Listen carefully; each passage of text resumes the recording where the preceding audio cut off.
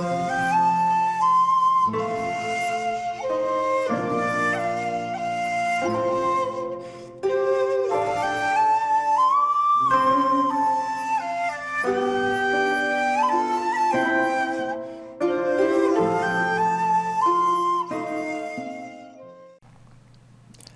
there, this is Solitary Ronan from Solitary Ronan Films, and welcome to an episode of In the Frame. Today I'm going to talk about Changdong Lee and 3 films in this lovely set by Umbrella. There's, just in case you can't remember what his name is, that's Changdong Lee. So we've got Peppermint Candy from 1999, which is the second feature film. Oasis from 2001 possibly, and Poetry from 2010. I still have Burning in my backlog, but this is my first experience of this filmmaker. Really sturdy box. This is limited to 500. I don't know whether it's still on sale. I'm guessing there'll probably be copies still left. And you get a bunch of art cards, there's actually quite a lot of art cards. I won't show you all of them, but there's quite a lot of art cards. So this is a filmmaker who used to be a writer, and he only started making films when he was in his 40s or early 40s. And he wanted to kind of understand what cinema is, as far as what the media is. He didn't particularly want to just make films that go in one ear and out the other. He wanted to kind of challenge his audience. And certainly these 3 films do that, because they talk about things that you generally don't see filmmakers making films about. You can guarantee that these 3 films will not be remade by Hollywood. There's no way these 3 films are going to be remade by Hollywood. You also get a really nice thick book. It has kind of posters. It has interviews.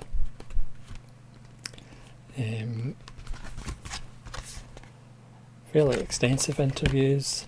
It's a really nice set by Umbrella, but I think there's a quote on the back by Mr. Lee that really sums up these films. It's, "My characters are fighting a battle they will never win. That's the basis of all my stories." And that certainly sums up these 3 films.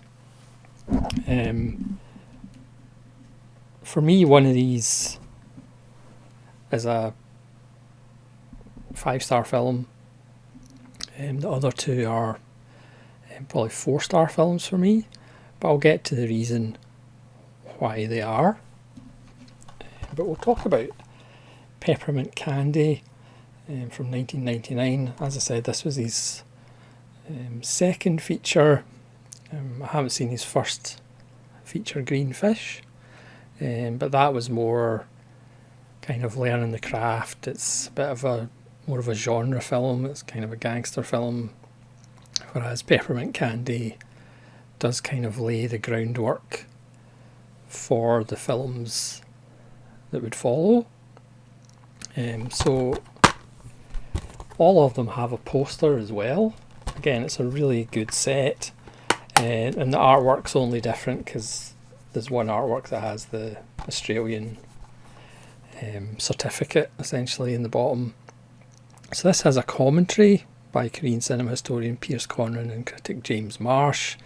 There's a behind the scenes featurette, and there's a wonderful BFI screen talk with Changdong Lee as he talks about his career, which is really fascinating.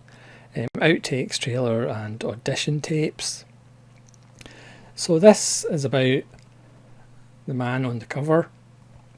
I should say in general the performances in these films are all spectacularly good. And you can tell these are made by somebody who used to write novels. You know, he takes his time He lets you immerse in the world and familiarise yourself with these characters. So Peppermint Candy is about someone who likes peppermint candy. It's about a man in a suit who goes to a 20th anniversary picnic of a group of friends who were at university, but there's something somewhat off about him. He does seem fairly manic and excitable and a little bit mad, and he ends up climbing up on the train tracks. Some of the people aren't that bothered and some of the other people are bothered, and they've kind of lost touch with him, don't really know what's happened to him. And as a train is heard approaching, his story is then told literally backwards. We see the train going backwards and traffic on the road going backwards, and it's split into 5 or 6 chapters, kind of points in his life. So he was in the army, then he was in the police. He suffered through some bad business deals, and it's kind of a portrait of what would make somebody get to the end of their rope, basically. Mr. Lee said this came from everybody talking about the millennium. Again, this was made in 1999, and everybody talking about the millennium and looking to the future. But he kind of had the idea while he was looking in the mirror shaving one day that I would rather talk about the 20 years before that's got me to this point. So that's where the kind of idea of the film came from. I mean, it's a very good film. My problem with it is, and it's the same kind of problem I have with one of the other films, is at no point is the character... Again, it's this debate about you don't have to have likeable characters, but you have to have something in them that is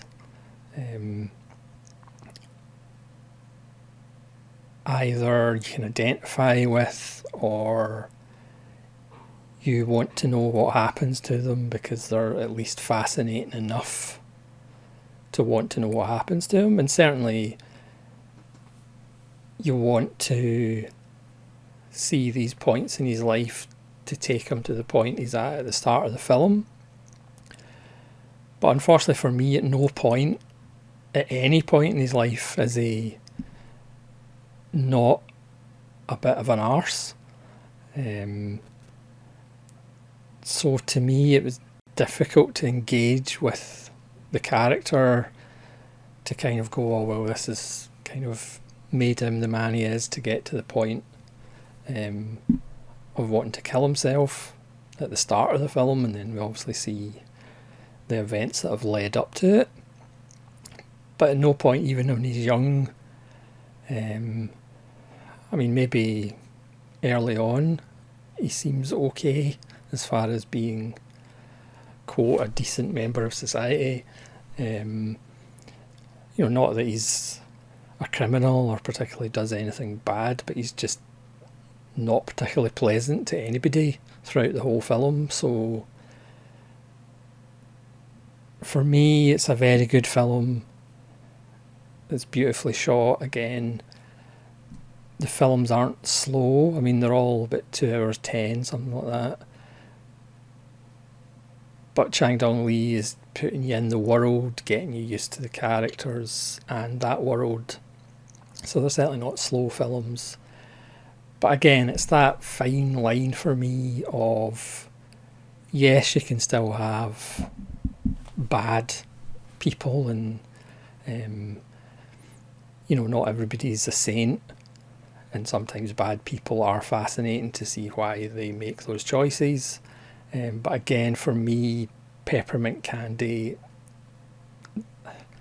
it's on the wrong side of the line for me. And it's a similar case with Oasis, which again is a very good film. It's an excellent film. But one of the characters really annoys me. So I can't say it's a 5-star film, not that matters. It's still an excellent film. And again, this is a film that definitely would never be remade by Hollywood. It's about a young man who's 28, soon to be 29, who comes out of prison after being convicted of a hit and run.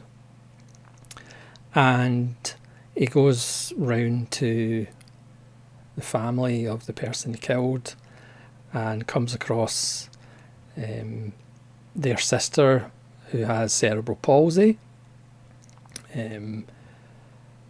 Again, an amazing performance by Sori Moon, because Changdong Lee has fantasy sequences. I mean, we're introduced to her, and there's a pigeon flying around her room, but it's actually just the reflection of the mirror she's playing with. And there's other scenes with butterflies. There's other scenes where she's able to walk and able to communicate properly and use speech properly. But again, that is just a fantasy from the reality of the situation. And again, there's no way Hollywood would show somebody with cerebral palsy, let alone a romance. Now, because of the lack of communication, because of on both sides, because the young man, and that this is my problem with it, the young man is, I mean, obviously I think he's got learning difficulties, shall we say, so he doesn't communicate particularly well with his brothers, who are trying to rehabilitate him, and he just keeps doing self-destructive things. But again, I think he's got some issues mentally as well. But because the two of them can kind of exist in their own world and communicate in their own level, the outside world can't understand that. I mean, there's a quote on the back from Roger Moore. I'm guessing it's not the actor. It seems to work for the Orlando Sentinel. It says, perhaps the most harrowing screen romance ever. I mean, his first meetings with her, he pretty much tries to rape her, which again, you're not going to see in a Hollywood film outside of maybe Abel Ferreira, but he's not really Hollywood. But again, both families can't understand that. So the preconceptions of him being a petty criminal, and obviously her having cerebral palsy, it's like you're not supposed to have romance with these people. You're not supposed to, these people aren't supposed to mix. So I mean, it's as Changdong Lee talks about, he didn't want to make films that are just in one ear and out the other. He wants people to think about what they've seen. And again, these films aren't for everybody, and people might switch Oasis off because they just don't want to think about disabled people, for example, and they certainly don't want to think about disabled people with cerebral palsy having like romance or having sex. And but again, my problem is the male character, the young man, is quite annoying. I mean, it's not as bad for me as Peppermint Candy. I don't mean bad, but it's just as irritating for me as Peppermint Candy. And again, the performances are stunning. It is a brilliant film. But again, for me, the male character, just like, I mean, obviously his brothers get really frustrated and annoyed with him, and it's maybe just great filmmaking to put myself in that position and be frustrated and annoying with them. You know, at one point he brings her to, I think, his mother's birthday, and it's this big celebration, and he comes in with this woman who's got cerebral palsy in a wheelchair, and of course his family are just like, what are you doing? Are you just deliberately trying to upset us? Because again, people struggle to deal with some disabilities, and obviously films, it's usually, you know, somebody who's blind or somebody who's deaf. You know, Hollywood will do thrillers about blind people or whatever, or blind people getting cornea replacements that came from a killer or something. You know, generally disabled people are only used for characters you're supposed to feel sorry for, or just an excuse for them to be taken advantage of in, like, in a thriller setting. You know, to actually have a film that suggests, you know, disabled people are just like us, you know, it's, or just like people that, quote, don't have disabilities. Not everybody's going to accept that. Again, this ain't getting a Ron Howard remake, but it's a wonderful film. Again, it's a challenging film that doesn't shy away from the brutality of the situation, and again how people treat both of them, and can't understand what they have together. This one has another commentary by the same people, Piers Conran and James Marsh. It's got an interview with cast, interviews with crew, and an interview with Changdong Lee. It's got behind the scenes and an archival featurette, and again it has a poster as well. So we're kind of seeing a pattern as far as making films about challenging subjects, even though they really shouldn't be that challenging, but society kind of deems it to be challenging because we just don't see that kind of thing in mass media or mainstream media, and we should see more of it. But then we come to 2010's Poetry, which for me, you know, Peppermint Candy and Oasis are just about masterworks. For me, Poetry is a masterwork. I know obviously the word masterpiece and genius are like overused in our line of work, but Poetry to me is a masterpiece. It is about a character that's not a complete arsehole. It's about a woman who looks after her grandson, but she's beginning to show signs of dementia and Alzheimer's. And she enrolls in a poetry class, even though she struggles to kind of understand, why can't I write poetry and nothing's coming to me, and asks the teacher, like, when does inspiration come to you? But she also has to deal with that. Her daughter lives away and never really bothers about her son. Her son has major problems at school. I won't go into what they are, but her and parents of other boys need to come up with money for something. And of course she doesn't have a lot of money. She works as a part-time carer for this old man who again is disabled. I think he's probably had a stroke, but he does have money, so she is essentially a part-time maid for him. Again, this is a brilliant performance by the lead actor. It's an absolutely stunning performance. It's an absolutely beautiful film, and as I have dabbled in bad poetry over the years, this one did connect with me a lot more than Oasis or Peppermint Candy, even though they're still very good films, don't get me wrong. This one is a commentary by Alexandra Helen Nicholas, which I'll be listening to because she's always fantastic. And there's an international film festival from Rotterdam with Changdong Lee on poetry. There's a making of featurette and an interview with Ne Sang An, who is the lead, and it's just an absolute masterpiece. Again, I'm not going to go into all the little plot points, but again, Lee takes his time building the world, following this character around,